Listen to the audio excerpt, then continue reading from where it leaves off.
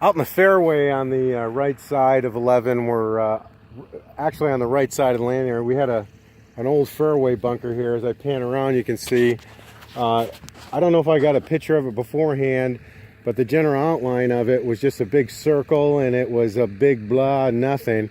So we're not going to have it sand anymore. From the tee, it'll look like a bunker. Again, we've created a face here. This will all be grass, easy to maintain. The slope on the back, as you can see, we've left that intact because as I pan around and we see the lovely homes here on the golf course that sit up on the hill, a lot of the hillsides there, all the water comes on down.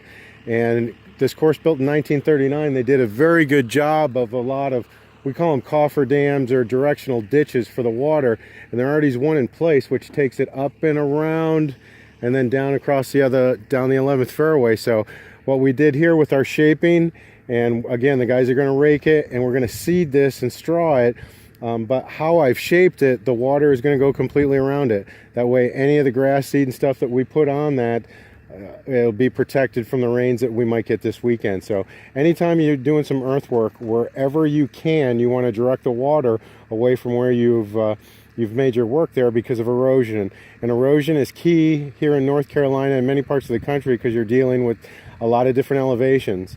And erosion is caused not necessarily by the volume of water, but is caused by the speed of water. So therefore, if you can redirect water and slow it down, the slower you can get it, the minimal amount of damage it can do to your golf course, your job site, anything that is, but especially in a golf course because we're dealing with continuously uneven terrain that we're trying to not only maintain grass but to start new grass on, so we want to keep the erosion off of it.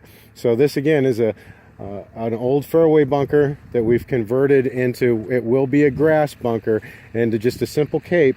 And see how creating a cape, we'll be able to mow this by machine, but the look of it will appear as a bunker. So anytime that you have old bunkers on your golf course that you'd like to get rid of them and make them into something like this, they're very easy to do as long as there's no irrigation around them. And generally speaking, all you're doing is you're collapsing the containment earth which was used to keep the sand in place, and you just collapse the bunker. So in a lot of cases, especially in this one right here, no earth is required to come on in, it's just shaping, and that's what saves time and saves money.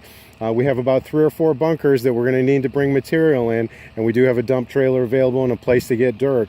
So unless you have the ability to have the earth right there, this is what saves time and money and in most circumstances. So we'll get this ready for grass, and hopefully this will be grown in a couple of weeks.